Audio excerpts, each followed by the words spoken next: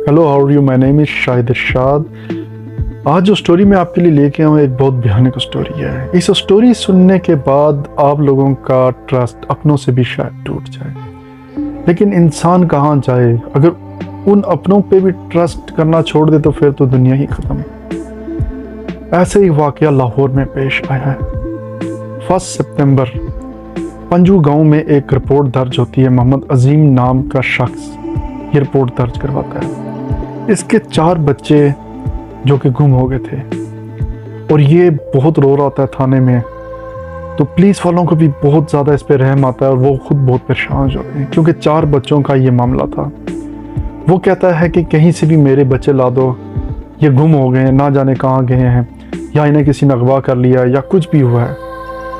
तो पुलिस वाले उसको तसल्ली देते हैं और कहते हैं हाँ ठीक है, हम इन बच्चों को तलाश करें, क्योंकि ये बच्चों का एक मामला था। पुलिस वाले सर्चिंग